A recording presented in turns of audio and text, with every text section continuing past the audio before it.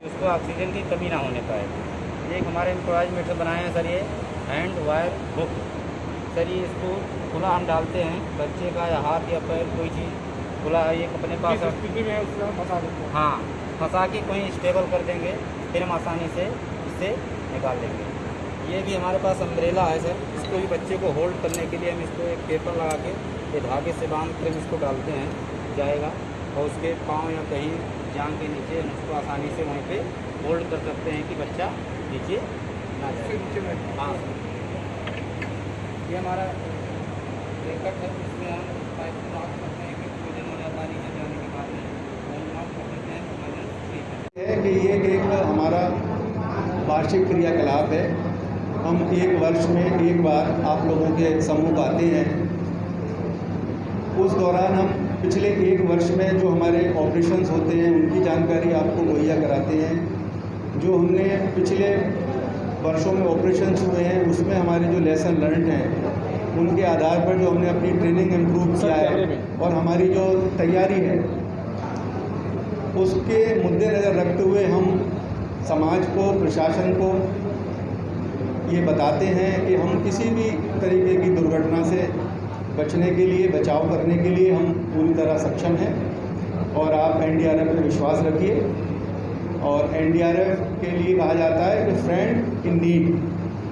तो हम आपके माध्यम से बताना चाहते हैं कि एनडीआरएफ एक सेवियर रेस्क्यूअर फोर्स है और किसी भी तरीके की आवश्यकता होगी तो हम आपके साथ हैं। सर संभावित जो मानसून है चल रहा है, संभावित बाढ़ को लेकर एनडीआरएफ की क्या इस बार की तैयारी है कि कुल कितनी टीमें हैं और कितने जनपदों को तय करेगा एनडीआरएफ बनारस?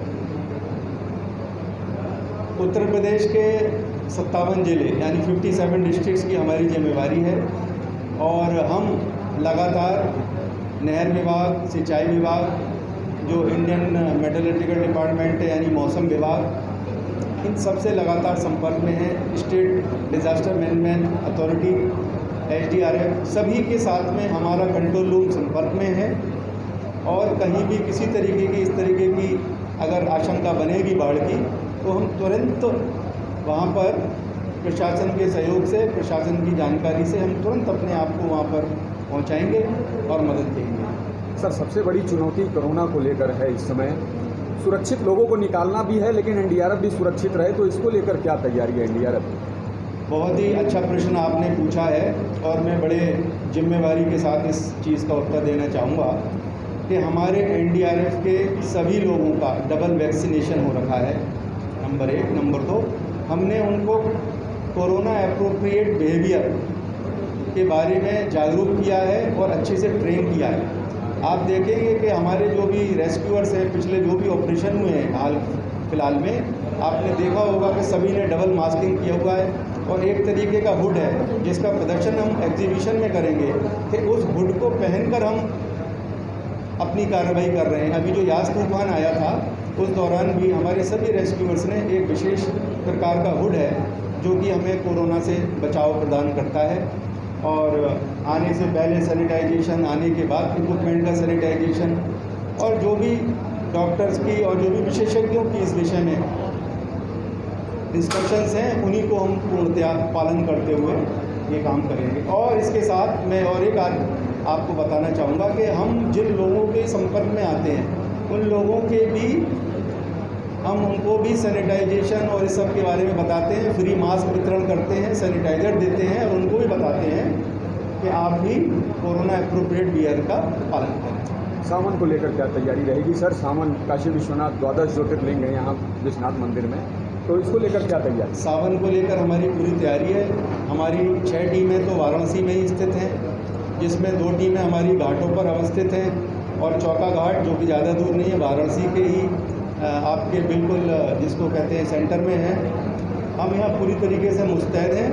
हमारी जो फ्लड रेस्क्यू टीम्स हैं, हमारी जो बोट्स हैं, हमारे डीप डाइवर्स हैं इक्विपमेंट के साथ में, और हमारे जो चिकित्सीय दल हैं वो अपने फर्स्ट मेडिकल रेस्पॉन्डर वो सारे के सारे वहीं पर मौजूद हैं। और हम काशी विश्वनाथ प्रशासन और नगर प्रशासन दोनों के संपर्क में हैं और हम आपको विश्वास दिलाना चाहते हैं कि एनडीआरएफ किसी भी तरीके की, पहली बात तो ऐसा कुछ होगा नहीं, अगर होगा तो हम पूरी तरीके से अच्छे तरीके से अंजाम दें। लोगों से क्या अपील रहेगी सर हमारे? लोगों से हमारी यही अपील है कि जो भी प्रशासन के समय समय पर निर्देश होते हैं, चिकित्सा विभाग के समय समय पर निर्देश होते हैं, उनका पालन करें।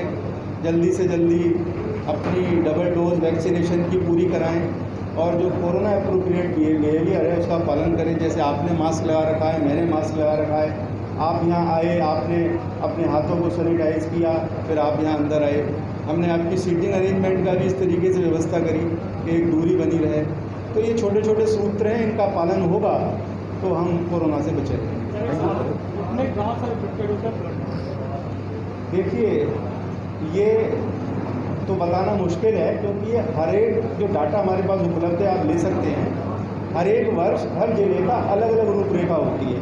ये डिपेंड करता है कि किस नदी में कितना जल आया, क्योंकि जो उत्तर प्रदेश में बाढ़ आती है उसमें यहाँ पर जो वर्षा होती है, इसके साथ साथ जो हमारा सीमावर्ती देश है नेपाल, उसमें कितनी बारिश होती है और नेपाल से आने वाली जो नदियाँ हैं वो कितना जल लेकर उत्तर प्रदेश में आती हैं, इस बात पर डिपेंड करता है। अगर आपको पिछले वर्षों का डाटा चाहिए तो हम आपको मुहैया करा देंगे।